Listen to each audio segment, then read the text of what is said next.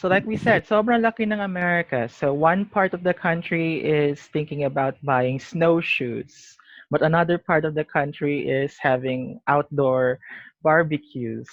So that will really affect how you market your product. Obviously, you can't sell snowshoes to the part of the country where they're having barbecues. That would be very out of place.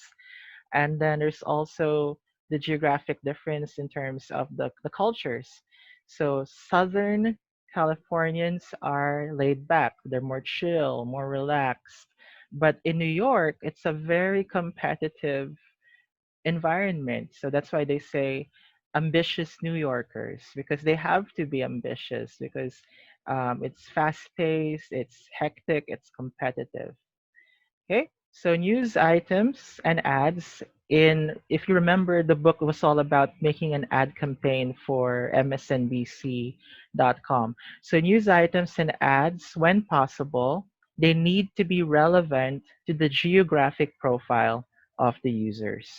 So, for example, a web surfer or somebody who's accessing the internet in Florida wouldn't be too interested in knowing about what are the ski conditions for today because they don't ski um, most of the year in Florida. Okay, if there are no questions, we go to number two. The second role that geography plays in target marketing is with regards to the advertising channels or the strategies we say are strongly tied to the geography. So again, we have an American example. So automakers in America, they purchase TV time and tailor the advertisements on television based on where the people live. Okay. So, for example, depending on the zip code, if the zip code of a particular place is located in the suburbs, then probably the type of car that they're going to try to advertise within that geographic segment will be SUVs or sports utility vehicles. So, what are suburbs? These are the areas at the edge of a large town or city, and this is where the people who work in that town or city, that's where they live. So the outer area of the town or city, or the outskirts, I suppose. So they nagtatrabaho sila dun sa town or city, and pero pag uwi nila dun sila sa outer area, or what we call the suburbs.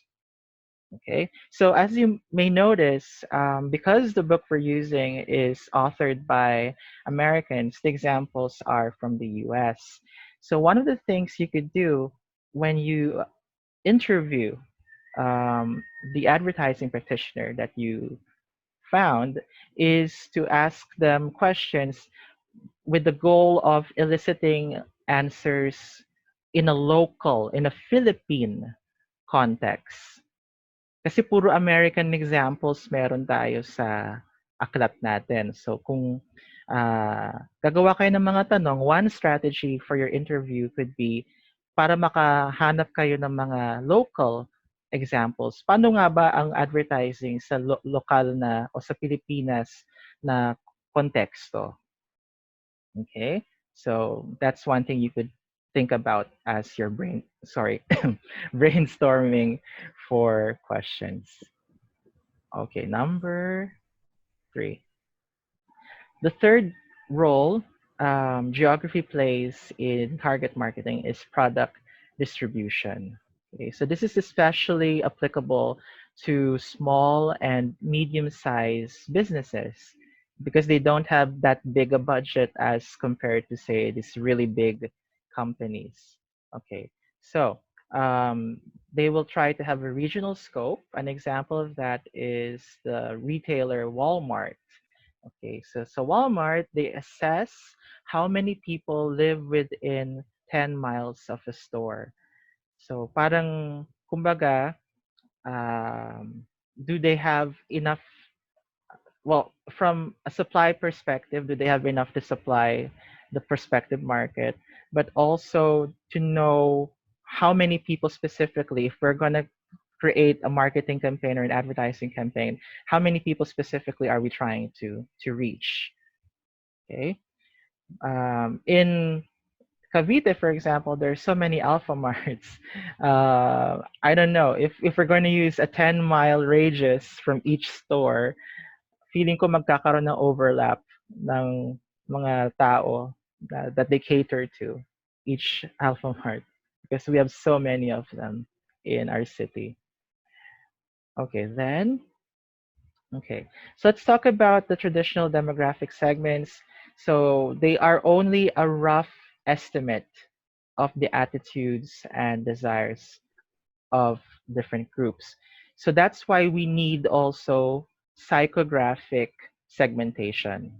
So kumbaga, if demographics are quantitative, their numbers, their ranges, their categories, psychographics will help us to get more into the mindset of the possible buyers of the products or services. So in psychographics, marketers will give consumer groups certain names or labels. They can be cute names or cute acronyms like DINK, like we talked about earlier, double income, no kids. That's an example of a label. Okay. But the key here is that these labels should capture what the lifestyle and motivations of that group are. Okay. So it gives us a better idea about how they live and why, or the motivations. Why do they make these purchasing decisions? And then we move forward. Okay, so under psychographics, you have personality, values, attitudes, and opinion. Okay, so psychographics helps us to understand better the reasoning and the emotion behind people's decisions. All right, and okay, so how do marketing and advertising companies conduct psychographics? They use market segmentation tools. And one example of a market segmentation tool was developed by Claritas, and Claritas it's a marketing company, and they call it Prism. Okay, so PRISM stands for Potential Rating Index for zip markets. So it's based on zip codes. So it's built around the geographic data that was obtained through the US Census. So paano yung PRISM? Chachu, could you read the next part with regards to PRISM? PRISM assumes that similar households in the same neighborhood share similar characteristics such as demographic data, Mhm. age, race, education level, marital status, etc., and variables such as lifestyle, attitudes, and behaviors. Okay, thank you so much. So, how do we read IE? IE, we just say that is. Okay, so that is age, race, education level, etc. Okay, so PRISM.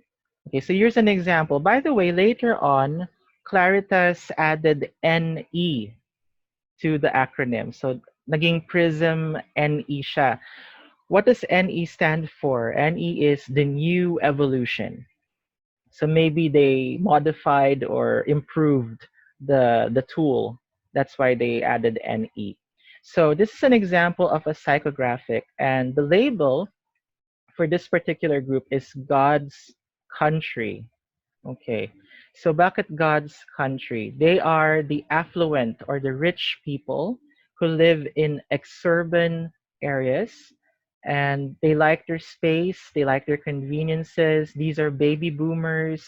So these are people around 50, 60 years old who balance their lives between high powered jobs and laid back leisure or leisure. Okay? So pasok din po dito sa label yung ages nila, the age range, their median household income, and what are their interests. So they like golf vacations, they read skiing magazine. Most of them drive a Toyota Land Cruiser. Okay, they travel for business. So this is what we mean by psychographics. It's not just numbers.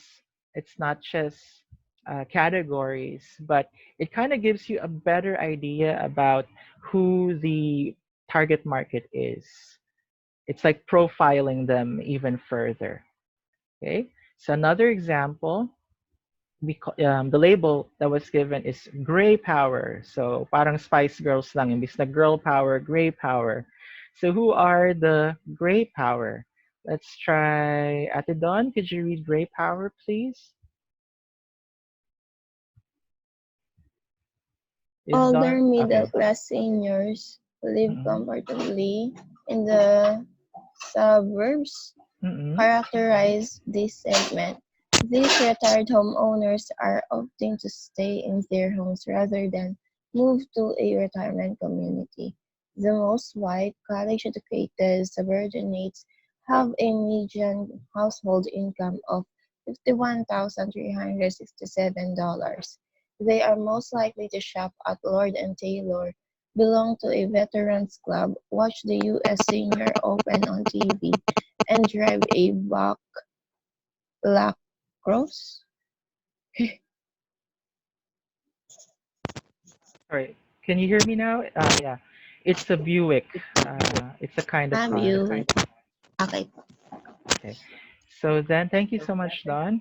thank you po. Another example are kids and cul-de-sacs. So this time, these are upper middle class suburban couples with children, and they enjoy focusing on their families. So again, ethnicity is mentioned here: Hispanic and Asian Americans, and they're white collar professionals. They're young, they're between 25 to 44 years old. What do they like? What are their interests? What's their lifestyle? They shop at the Disney store, they eat Chuck E. Cheese, they watch Nickelodeon TV, they drive a Nissan Armada SUV. So just imagine localizing this for the Philippines. So where do they shop? What do they like to eat? What restaurants do they like to go to? What kind of TV programs do they watch, or what networks do they watch? What kind of car do they drive? Okay, so still psychographics. By the way, if in case we get disconnected, because that might happen because we are nearing the 40-minute mark, then we'll just move to another chat room. I will send the link, okay, just in case. All right. So next is, okay, the young working singles called the Boomtown singles. So same thing. Age under 35, they're ethnically diverse. So they can be white, they can be African American, they could be Hispanic, they could be Asian. They're hip, they want it all.